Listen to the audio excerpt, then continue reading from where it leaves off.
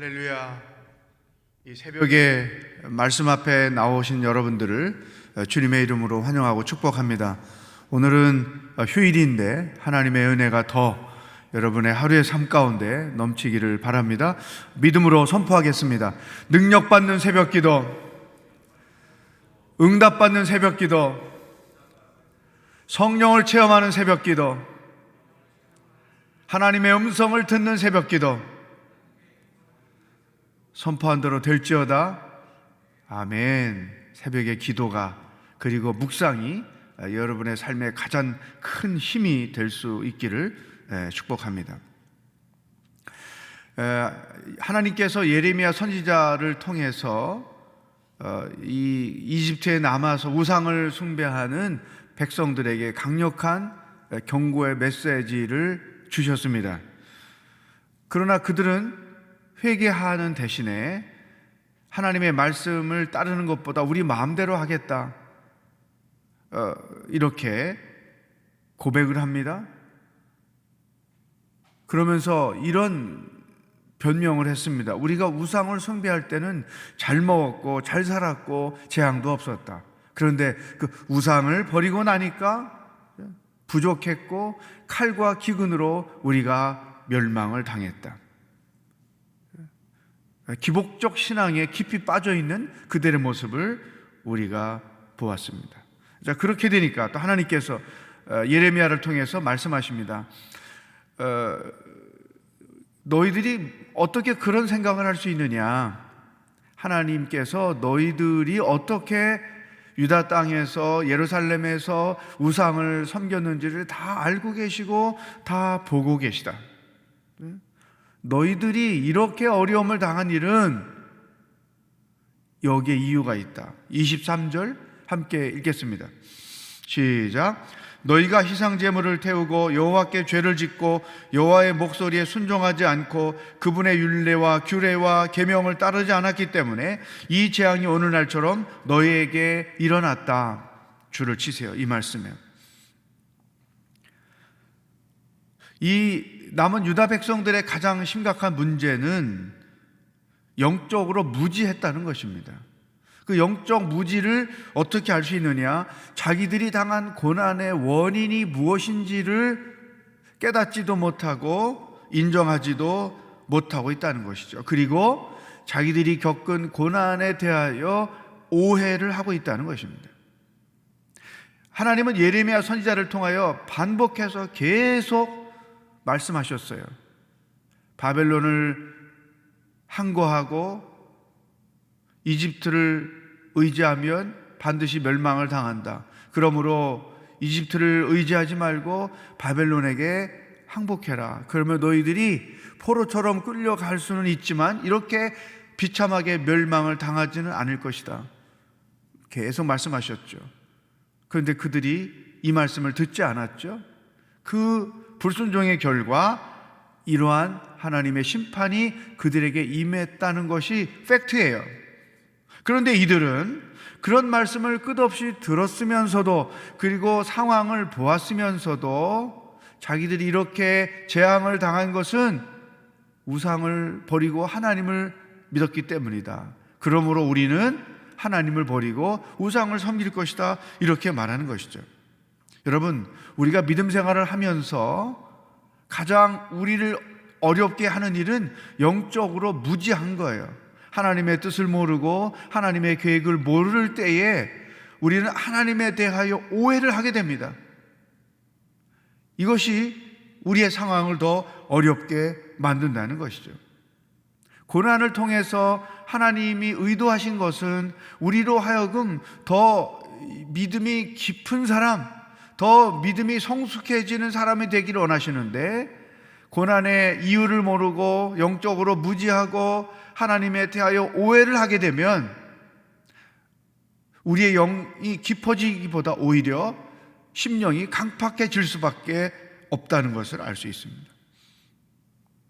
왜 하나님께서 우리에게 고난을 허락하실까요? 특별히 하나님이 즐겨 사용하시는 방법 중에 고난이 있어요. 여러 가지 내 스스로 감당할 수 없는 상황들이 있고 의도하지 않은 상황들을 우리가 직면하게 되죠. 이런 상황들은 사실은 다 하나님의 뜻이 담겨 있는 일종의 영적인 실습이라고 말할 수 있습니다. 여러 가지 하나님이 고난을 사용하시는 이유가 있지만 그 중에 두 가지를 여러분과 같이 나누면 그 첫 번째가 우리에게 회개를 촉구하시는 거예요. 우리의 죄를 돌아보게 하시고 우리의 죄를 깨닫게 하시고, 그래서 하나님과의 그 인격적인 관계를 회복시키기를 원하시는 거죠.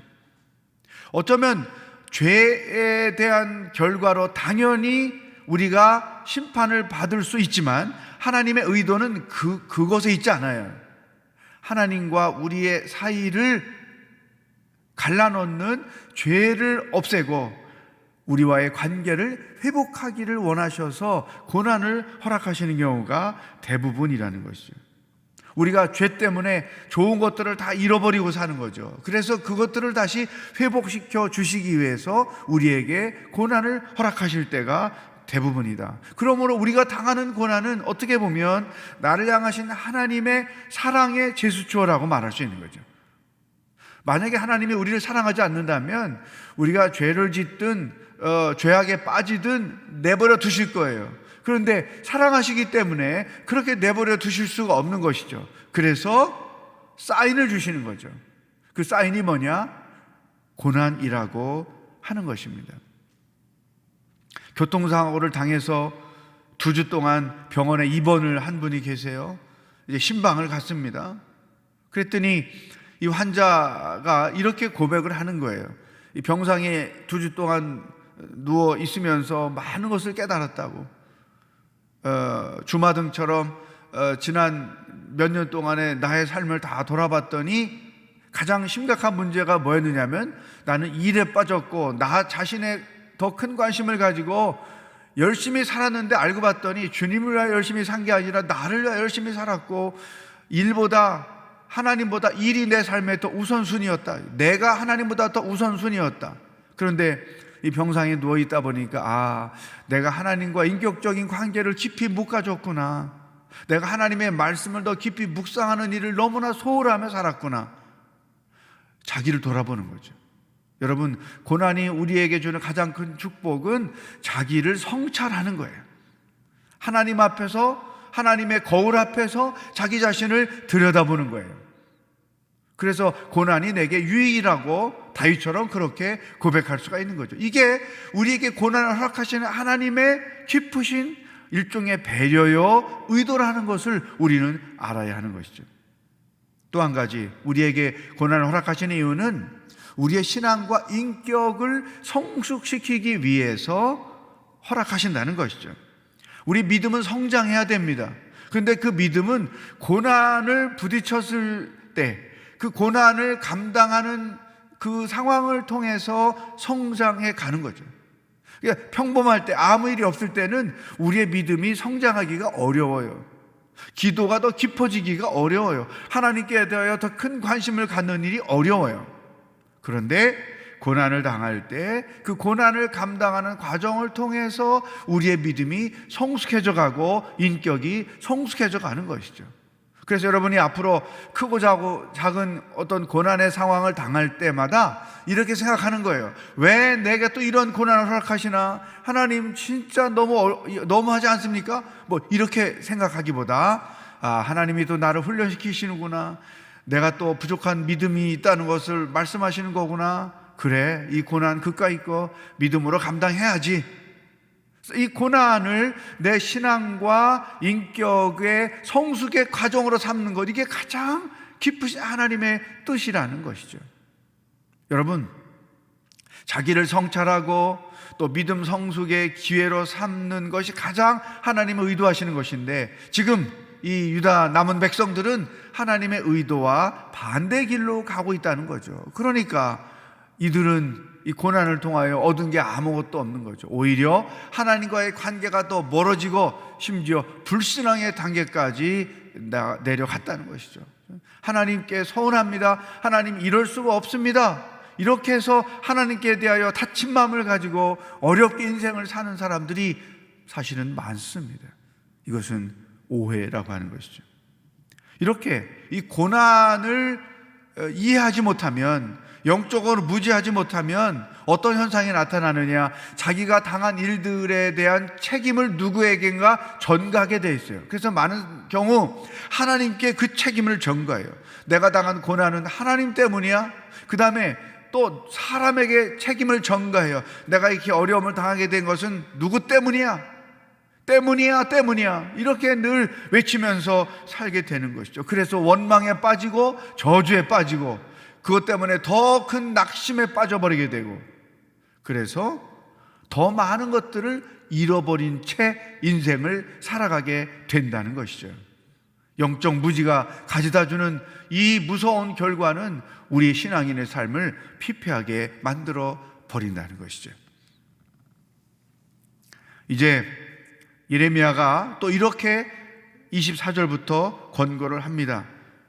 너희가 하늘의 여왕에게 제물을 드리며, 다시 말하면 다산을 상징하는 아스다롯 혹은 아세라 신을 섬기며 살겠다고 이야기했지. 그래, 너희가 맹세한 대로, 너희가 고백한 대로 그렇게 우상을 섬기며 살아봐라. 그러면서 28절에 가면 이렇게 또 말하는 것이죠. 내 말과 또 이 우상을 섬기며 사는 것이 훨씬 낫다고 말하는 그 지도층들의 말 중에 누구의 말이 사실인지 보게 될 것이다. 누구의 말대로 이루어지는지를 너희가 알게 될 것이다. 그러면서 반복해서 29절 함께 읽겠습니다. 시작. 여호와의 말이다. 이것이 너희에게서 내가 이곳에서 너희를 처벌할 표적이 될 것이다. 내 말이 너희에게 재앙으로 반드시 이루어질 것이라는 것을 너희가 알게 될 것이다. 너희가 알게 될 것이다. 줄을 치세요. 28절 끝에도 내 말과 그들의 말 가운데 누구의 말이 이루어질 것인지 알게 될 것이다. 알게 될 것이다. 알게 될 것이다. 하나님의 말씀대로 이루어진다는 사실을 너희들이 알게 될 것이다. 시드기야 왕은 하나님을 의지하기보다 이집트를 의지하다가 멸망을 당했어요. 이 유다의 남은 백성들, 이들도 자신들이 의지하던 이집트가 멸망당하는 꼴을 보게 될 것이다. 30절에 보면 바벨론 왕 느부갓네살에 의해서 이집트 왕 바로 호브라가 멸망을 당할 것이다. 역사적으로 실질적으로 여기 내전이 일어나서 그들이 의지하던 이집트 왕가가 멸망당하는 일이 벌어지고 있는 것이죠. 여러분, 믿음 생활을 오랫동안 해보니까 저도 한 가지 발견된 진실이 있는데, 그게 뭐냐면 하나님은 말씀하신 대로 행하신다는 거예요. 그래서 그 세상에 의지할 게 많은데 하나님을 의지하며 사는 것, 어제 말씀드린 것처럼 100% 신뢰도가 담긴 하나님을 의지하고 사는 것이 가장 지혜로운 삶의 방법이다. 저도 이것을 간증합니다. 가장 어리석은 것은 도울 힘이 없는 사람을 의지하며 사는 거예요. 이 사람을 의지하니까 어떤 일이 벌어지냐? 내 상황이 더 힘들어지는 거예요. 왜? 사람은 우리에게 도울 힘이 있는 존재가 아닌 거죠. 그래서 어떤 그 고난의 상황에서 그 고난을 이겨보려고 자기가 믿던 사람 100% 믿었어요. 근데 그 사람이 배신했어요. 그래서 내가 당한 상황보다 더 큰 고통이 그 사람 때문에 우리에게 주어지는 거죠. 이거 어리석은 일이다. 저도 그렇게 생각해요. 어떤 힘, 돈, 이것을 의지하는 것은 정말 어리석은 것이다. 우리에게 더 큰 낭패를 가져다 줄 뿐이라는 거죠. 그래서 오늘 말씀의 결론 뭐냐? 오직 믿음으로 하나님만 의지하는 것이다. 한번 따라하겠습니다. 오직 믿음으로, 오직 믿음으로. 이게 결론이에요. 사람을 의지하고 힘을 의지하는 것은 가장 어리석은 짓이요. 오직 믿음으로. 이럴 때 믿음은 뭐냐면 하나님은 말씀하신 대로 행하시는 분이라는 믿음, 말씀대로 이루어질 것이라는 믿음, 이게 우리를 살리는 거예요. 여러분, 고난을 당할 때 그 고난의 기간이 한 달, 두 달이면 문제가 없겠지만 6개월, 1년, 5년 막 이렇게 갈 수 있어요. 그런데 그 고난의 상황 가운데서 내가 버틸 수 있는 것은 이 약속의 말씀대로 이루어질 것이라는 믿음을 가지고 버티는 거예요. 하나님 약속의 말씀을 믿습니다. 그 말씀대로 이루어질 것을 믿습니다. 끝까지 그것을 붙잡고 버티는 거죠. 여러분, 우리가 고난을 당해서 겪는 상황보다 더 큰 위기는 뭐냐? 믿음이 없는 거예요. 이 말씀대로 약속하신 대로 이루실 것이라는 믿음을 가지면 버티는 힘이 생기는 거예요. 결국은 승리하는 거죠. 그렇지만 말씀대로 하실 것이라는 믿음이 없으면 내가 당한 상황보다 더 큰 위기로 나를 몰고 간다는 거죠. 오직 믿음. 그런데 그 믿음의 내용은 하나님은 약속하신 말씀대로 반드시 행하시는 분이다. 이 믿음을 가지고 끝까지 버티고 이제 믿음만이 우리를 승리로 이끌어준다. 믿음만이 우리를 고난 속에서 건져줄 수 있다. 이 약속을 붙잡고 하루하루 사는 거죠. 여러분, 어떤 고난 가운데 있습니까? 지금은 하나님보다 고난이 더 커 볼 수 있고 이 고난 속에 불가능이 보여서 좌절할 수 있어요. 그러나 이제 눈을 하나님께로 돌리는 거죠. 특별히 하나님께로 돌린다는 말은 말씀으로 돌린다는 말이에요. 묵상하는 말씀, 또 읽을 때마다 붙잡을 약속의 말씀을 리마인드 하는 거예요. 그리고 그 말씀대로 이루어질 것을 믿음으로 기도하는 거죠. 제가 이 나이 먹도록 믿음 생활을 했는데 정말로 하나님은 말씀하신 대로 행하시는 분이에요. 단지 그 행하시는 그 타이밍이 내 생각과 기대와 다를 뿐이지 하나님은 철저하게 약속하신 말씀대로 행하시는 분이다. 이 약속을 붙잡고 오늘도 살고 내일도 살고 죽을 때까지 그 약속의 말씀을 붙잡고 살아가는 여러분들이 되기를 주의 이름으로 축복합니다. 오늘 주신 말씀을 가지고 기도하기를 원합니다.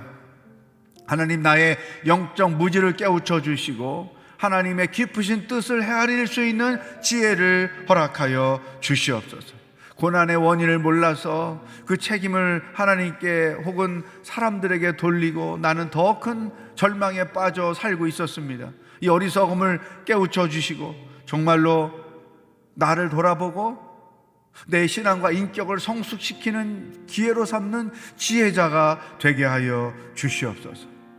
약속대로 말씀하신 대로 행하시는 하나님을 믿습니다. 이 믿음을 가지고 승리하며 살 수 있도록 붙잡아 주시옵소서.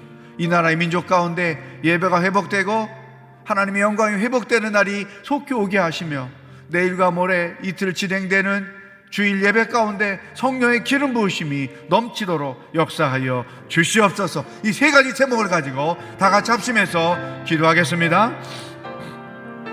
살아계신 하나님 아버지, 오늘 하루도 어떻게 살아야 하는지 우리에게 이 놀라운 말씀을 주시니 감사합니다.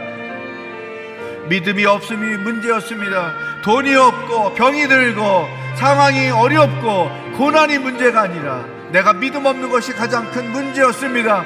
내 인생의 가장 큰 실수는 믿음이 부족했던 것입니다. 이와 같은 깨달음과 고백을 가지고 남은 인생을 살아갈 수 있도록 인도하여 주시옵소서. 하나님 아버지, 영적인 무지를 깨우치게 하시고 고난 속에 담겨있는 하나님의 선하신 뜻을 알아서 그 뜻을 깨닫고 오히려 내 자신을 돌아보고 내 믿음과 인격을 성숙히 하는 일에 하나님 앞에 더 가까이 나아가는 지혜로운 자가 되게 하시고, 하나님은 말씀하신 대로 행하시는 분입니다. 약속대로 행하시는 분입니다. 이 믿음을 가지고 그 말씀을 붙잡고 모든 상황들 속에서 담대하게 승리하며 살아가는 하나님의 사람들이 될 수 있도록 인도하여 주시옵소서. 하나님 아버지, 이 나라와 이 백성과 이 교회를 불쌍히 여겨 주시옵소서. 예배가 회복되는 날이 속히 오기를 소망합니다. 하나님의 영광이 회복되는 날이 속히 오기를 소망합니다. 주여 자비와 긍휼을 베풀어 주시옵소서. 토요일과 주일 예배를 하나님께 올려드립니다. 하나님의 영광이 나타나는 예배가 되게 하시고 우리 모든 성도들 온라인을 통하여 예배하지만 하나님의 임재를 경험하고 하나님의 말씀에 귀를 기울이고 성령을 체험하는 놀라운 역사가 예배 가운데 일어나도록 역사하여 주시옵소서. 하나님 아버지, 오늘도 무엇을 생각하며 어떻게 살아야 하는지 우리에게 말씀해 주시니 감사합니다. 우리의 영적 무지를 깨우쳐 주시옵소서. 고난 속에 담겨있는 하나님의 깊으신 뜻을 깨달아 모든 고난의 상황들을 믿음을 성숙케 하고 인격을 성숙케 하고 더 나아가서 자기 자신을 성찰하는 기회로 삼는 지혜자들이 되게 하여 주옵소서. 하나님, 그동안에 사람도 의지해봤고 힘도 의지해봤고 돈도 의지해봤습니다. 그러나 나를 더 큰 고난에 빠뜨린다는 사실을 깨닫게 되었습니다. 이제는 오직 믿음, 하나님의 말씀, 하나님을 말씀대로 행하신다는 이 믿음을 가지고 남은 인생을 승리하며 살아갈 수 있도록 인도하여 주시옵소서. 아버지여, 이 나라 이 백성들을 불쌍히 여겨주시고 하나님의 영광을 회복하는 날이 속히 오도록, 예배가 회복되는 날이 속히 오도록 인도하여 주시옵소서. 이틀 동안 진행될 주일 예배 가운데 성령의 기름 부으심이 있기를 원합니다. 비록 온라인으로 예배하지만 우리 성도들 예배하는 그 자리에 성령의 강력한 역사가 체험되는 예배가 되게 하여 주시옵소서. 오직 믿음으로 승리하며 살기로 결단하는 모든 기도하는 자들 가운데 오늘 하루도 성령 하나님 역사하여 주시옵소서.